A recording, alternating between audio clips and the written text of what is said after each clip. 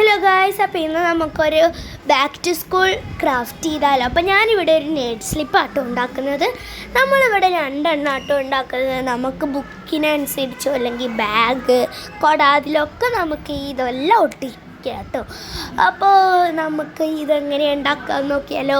അപ്പം ഞാനിവിടെ ഒരു A4 ഷീറ്റ് ആട്ടോ ഇരിക്കുന്നത്. A4 ഷീറ്റ് ഇല്ലെങ്കിൽ കളർ പേപ്പർ, ചാർട്ട് പേപ്പർ എല്ലാം എടുക്കാം കേട്ടോ. അപ്പോൾ ഞാനിവിടെ നീറ്റായിട്ട് ചെയ്യാൻ ഉദ്ദേശിക്കുന്നത് കൊണ്ട് ഞാനിവിടെ ഒരു A4 ഷീറ്റ് ആട്ടോ ചെയ്യുന്നത്. അതിൽ നമുക്കൊരു ബ്ലാക്ക് സ്കെച്ചോ അല്ലെങ്കിൽ റെഡ് സ്കെച്ചോ കൊണ്ട് നമുക്ക് ഇഷ്ടപ്പെട്ട ഡിസൈൻ വരച്ച് കൊടുക്കണം കേട്ടോ. ഒന്ന് കളർ ചെയ്തതിന് ശേഷം നമുക്ക് ഇഷ്ടപ്പെട്ട ചിത്രം വരച്ച് കൊടുക്കുക. അത് കഴിഞ്ഞ് നമ്മുടെ നെയിം സ്ലിപ്പിൽ സാധാരണ name, class, roll number, standard അങ്ങനെയൊക്കെ ഉണ്ടാവില്ലേ, അതെല്ലാം നമ്മൾ ഇതിൽ എഴുതി കൊടുക്കുന്നുണ്ട്. ഞാനിപ്പോൾ ഇവിടെ എഴുതുന്നത് name, roll number, standard, subject, school ഇതാട്ടോ ഞാൻ എഴുതുന്നുള്ളൂ. അപ്പോൾ അതിൻ്റെ മേലുള്ളൊരു ചിഹ്നം കൂടെ ഇട്ടിട്ട് നമുക്കത് എഴുതാനുള്ളതും കൂടെ എഴുതുന്നുണ്ട്. അത് കഴിഞ്ഞ് നമ്മൾ ഇതെല്ലാം എഴുതിയിട്ട് നമുക്ക് വേണമെങ്കിൽ അതിൻ്റെ ആൻസേഴ്സ് വേണമെങ്കിൽ എഴുതാം. എന്ന് പറഞ്ഞാൽ നെയിം, ദിയ, സ്റ്റാൻഡേർഡ് അങ്ങനെ എഴുതാം കേട്ടോ. അപ്പം ഞാനിവിടെ ഇങ്ങനെയാണ് എഴുതുന്നത്. ഞാനിവിടെ ബ്ലൂ ഇങ്കും കണ്ടാട്ടോ എഴുതുന്നത്. നിങ്ങൾക്ക് വേണമെങ്കിൽ സ്കെച്ചും കണ്ട് എഴുതാം, വേണമെങ്കിൽ ബ്ലാക്ക് ഇങ്കും കണ്ടും എഴുതാം കേട്ടോ. അത് കഴിഞ്ഞ് ഞാൻ വേറെ ഇത് എഴുതി കൊടുക്കുന്നുണ്ട് കേട്ടോ. അത് നമ്മൾ എഴുതി കൊടുത്തതിന് ശേഷം നമ്മൾ അതിൻ്റെ ആൻസേഴ്സ് ഞാനിവിടെ എഴുതുന്നുണ്ട്.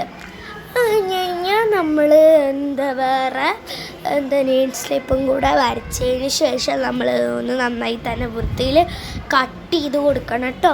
നല്ല വൃത്തിയിൽ അതിൻ്റെ ഷേപ്പിൽ തന്നെ നമ്മളൊന്ന് കട്ട് ചെയ്ത് കൊടുക്കണം. ഞാനിപ്പോൾ ഇവിടെ 3 കേട്ടോ വരച്ചിരിക്കുന്നത്. ഒന്ന് യെല്ലോ നെയിം സ്ലിപ്പ്, റെഡ്, ഗ്രീനും. അപ്പോൾ ഞാനിവിടെ 3 ചെയ്തിരിക്കുന്നത്.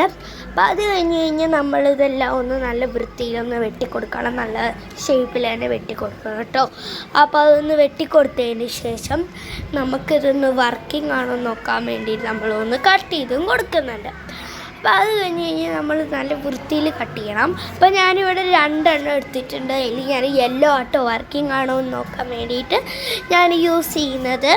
അപ്പോൾ നമ്മുടെ ബുക്കിൻ്റെ എണ്ണത്തിനനുസരിച്ച് നമുക്കിത് ഉണ്ടാക്കണം കേട്ടോ.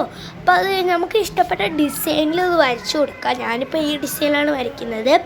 അത് കഴിഞ്ഞ് ഞാനിവിടെ ഒരു പശ എടുത്തിട്ട് നമ്മുടെ ഇവിടെ ബുക്കിൽ തേക്കുന്നുണ്ട്. പശ ഇല്ലെങ്കിൽ നമുക്ക് സെലോ ടാപ്പും കൊണ്ട് യൂസ് ചെയ്യാം കേട്ടോ. സെലോ ടാപ്പ് അതിൻ്റെ മുകളിൽ ഇങ്ങനെ വെച്ചിട്ട് നമുക്ക് ബുക്കിൽ ഒട്ടിക്കാം. ഞാൻ അതിനായിട്ട് എൻ്റെ പഴയ ബുക്കാട്ടോ എടുത്തിരിക്കുന്നത്. അപ്പം ഞാനിവിടെ എൻ്റെ കയ്യിൽ പശ ഉള്ളത് കൊണ്ട് ഞാൻ പശ എടുത്തു. സെലോ ടാപ്പ് ഉണ്ട്, എന്നാലും ഞാനിത് എടുത്തിട്ടില്ല. പശ ഇതാക്കിയിട്ട് നന്നായി തന്നെ ഒന്ന് തേച്ച് കൊടുക്കുന്നുണ്ട്.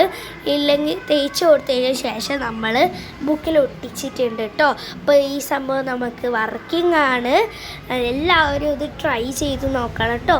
അടുത്ത ബാക്ക് ടു സ്കൂൾ ക്രാഫ്റ്റിനായിട്ട് നമ്മുടെ വീഡിയോയുടെ താഴെ യെസ് കമൻറ്റ് ചെയ്യണേ. ടാറ്റാ.